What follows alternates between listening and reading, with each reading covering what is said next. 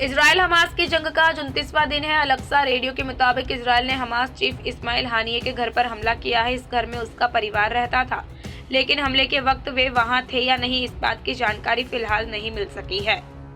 वहीं सेना ने कहा है कि गाजा अब 2 हिस्सों में बंट गया है। साउथ गाजा में मानवीय सहायता पहुंचा रहे हैं। वहां अगर कोई हमास लड़ाका पहुंच रहा है तो उसे मार गिराया जा रहा है।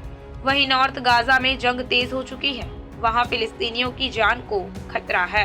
भारत के प्रधानमंत्री नरेंद्र मोदी ने शनिवार 4 नवंबर को नेपाल पर आए भूकंप पर दुख व्यक्त किया है। उन्होंने एक्स पर दुख जाहिर करते हुए लिखा कि नेपाल में भूकंप के कारण जानमाल के नुकसान और क्षति से बहुत दुखी हूँ। भारत नेपाल के लोगों के साथ एकजुटता से खड़ा है और हर संभव सहायता देने के लिए तैयार है। हमारी संवेदनाएं शोक संतप्त परिवारों के साथ है और हम घायलों के शीघ्र स्वस्थ होने की कामना करते हैं। पाकिस्तान के पंजाब प्रांत में स्थित मियांवली में सेना के एक एयरबेस पर शनिवार सुबह हमला हो गया। रिपोर्ट्स के मुताबिक कुछ आतंकी अल सुबह ही सीढ़ी लगाकर और तार काटकर एयरबेस की दीवार फांद गए। इस घटना से जुड़ी जो तस्वीरें सामने आई हैं, उनमें एयरबेस में भीषण गोलीबारी और बमबारी के बाद आग लगी देखी जा सकती है। भारत के विदेश मंत्री डॉक्टर एस जयशंकर ने इटली के राष्ट्रपति सर्जियो मैत्रेला और अन्य वरिष्ठ नेताओं से मुलाकात की। डॉक्टर जयशंकर ने नेताओं से रक्षा, साइबर सुरक्षा के अलावा आतंकवाद के खिलाफ लड़ाई जैसे क्षेत्रों में द्विपक्षीय रणनीतिक साझेदारी को और मजबूत करने के तौर तरीकों पर चर्चा की। प्रधानमंत्री नरेंद्र मोदी ने छत्तीसगढ़ में एक चुनावी रैली को संबोधित करते हुए बड़ा ऐलान किया है। शनिवार को दुर्ग में एक जनसभा को संबोधित करते हुए पीएम मोदी ने प्रधानमंत्री गरीब कल्याण अन्न योजना को अगले 5 साल के लिए बढ़ाने की घोषणा की।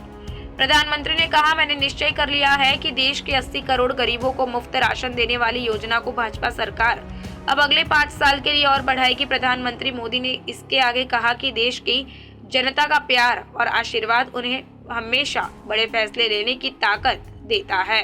रिलायंस इंडस्ट्रीज के चेयरमैन मुकेश अंबानी को कथित तौर पर कई धमकी भरे ईमेल भेजने के आरोप में एक आरोपी को तेलंगाना से गिरफ्तार किया गया है।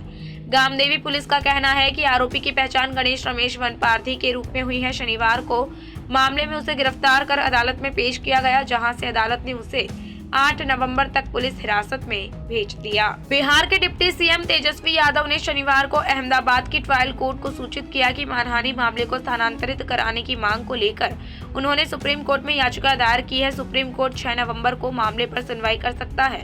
राजद नेता ने अपने वकील के माध्यम से ट्रायल कोर्ट से मामले में पेशी से छूट देने की मांग की। अहमदाबाद की ट्रायल कोर्ट ने 22 सितंबर को तेजस्वी यादव को मानहानि मामले में समन जारी किया था। राजस्थान में कांग्रेस नेता सचिन पायलट ने नागौर में एक जनसभा को संबोधित करते हुए कहा, भाजपा के हमारे साथी, अरे 5 साल तक आप गायब रहे और घरों में बैठे रहे।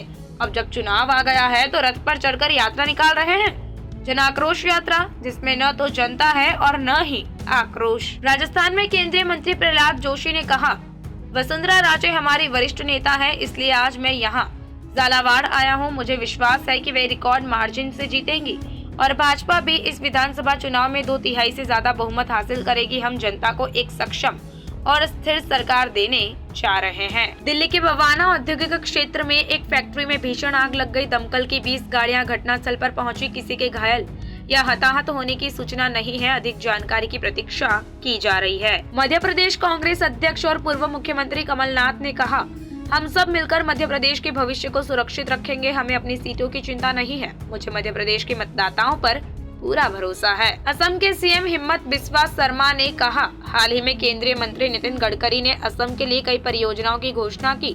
गुवाहाटी और उत्तरी गुवाहाटी को जोड़ने वाले पुल का निर्माण कार्य जारी है और इसे पूरा करने में 1 साल लगेगा, लेकिन हम मार्च में पुल का एक खंड खोलना चाहते हैं।